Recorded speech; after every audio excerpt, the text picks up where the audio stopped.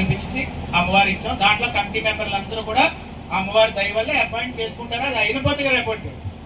శ్రీని గారు కానీ ఆ కమిటీ మెంబర్లు ఎవరైతే ఉన్నారో వాళ్ళు ఎవరు తప్పు చేసినా బాధ్యత మాదే. ఈ రోజు నేను గట్టిగా చెప్తున్నాను. అంతేగాని శ్రీని గారు తప్పు చేశారని అరెస్ట్ చేసేయండి శ్రీని అంట.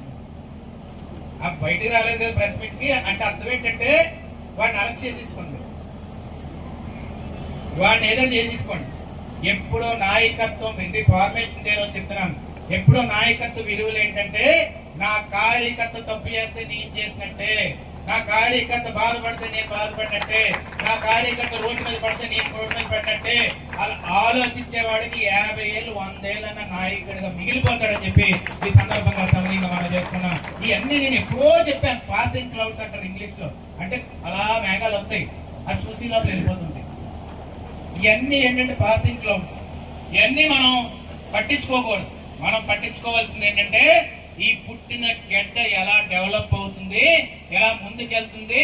నా కోసం కష్ట సమయాల్లో ఉదయం 3:30కు వచ్చి 1000 మంది పోలీసులు నిల్చోబెట్టి లైవ్ లో సునకాన్నం పొందిన శాడిస్ట్ వరస్ట్ ఫెలోస్ అందరికీ నేను చెప్తుంది ఏంటంటే, నేను మళ్ళీ అదే స్టేజ్ మీద చెప్పాను, ఇదే స్టేజ్ మీద చెప్తున్నాను, తొక్కిసి నార తీసేస్తాము ఏదన్నా కానీ మా కార్యకర్త జోలికి రావద్దు. మళ్ళీ చెప్తున్నాను, మళ్ళీ చెప్తున్నాను. ఎందుకంటే విజయ్ ఎలా మాట్లాడతాడంటే రేపు బాధలు భరించింది మేము. ఊర్లో మా వాళ్ళు ల్యాండ్స్ లాక్కుంటే మీరు లాక్కోలేదు, స్థలాలు ఇస్తానని మీరు లాక్కోలేదు వాళ్ళ ఆస్తులు. ఇంతకుముందు అలాంటివి ఉండియా ఎక్కడన్నా? మీరు స్కామ్లు చేసి లాక్కొని ఎష్టో వచ్చినట్టు కార్యకర్తలు ఇబ్బంది పెడితే నేను కాదండి పైన ఎవడో చేసాడు నేను చేయలేదండి అంటే ఎవడ నవ్వుతాడు. చెవులో పూలే పెట్టుకున్నాం. మా ఇంటికి 3:30కి పోలీసులు వస్తే మా అమ్మ మానసిక పరిస్థితి ఎలా ఉంటుందండి? నాన్నగారు ఇంట్లో లేరు, మేము పైన ఉన్నాం, ఆమె పరిస్థితి ఎలా ఉంటుంది?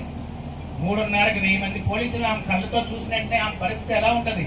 నేను లీడర్స్ ఏమన్నా మేమేమన్నా పైనుంచి ఏమన్నా దిగుతామండి? మేము కూడా మనుషులే కదా. వచ్చి తలుపు దబ్బా కొడుతుంటే అదే 3:30కి నేను లెగిసినప్పుడు ఆ మొహం కవలికి ఎలా ఉందో నాకు గుర్తుండిపోయింది. అది నేను 100 సంవత్సరాలు నేను బతికిన కాలం అంతా మర్చిపోలేను. దానికి నాకు కానీ పౌరుషం పగ లేకపోతే నేను మనిషినే కాదు. కాబట్టి నేను మళ్ళీ చెప్తాను, తమ్ముడు టీషర్ట్ వేసుకొని రోడ్డు మీద పరిపెట్టి ఆ ప్రొక్లైన్ దగ్గర నిల్చున్నప్పుడు ఆయన మానసిక పరిస్థితి ఎలా ఉంటది? 70 ఏళ్ళు దగ్గర పడుతున్న ఓ పెద్ద ఆయన 7 సార్లు మంత్రి చేసి షుగర్ హై లెవెల్లో ఉండి షుగర్ తగ్గించుకున్న సమయంలో నువ్వు రాత్రి 1:30కు వచ్చి ఆయన్ని పట్టుకొని తీసుకెళ్తున్నప్పుడు ఆయన మానసిక పరిస్థితి ఎలా ఉంటది? ఎవడన్నా ఆలోచించాడు? అది ఆలోచిస్తే అప్పుడు మీకు అర్థమవుతుంది ఈ నా కొడుకుతో నేను మాట్లాడకూడదురా.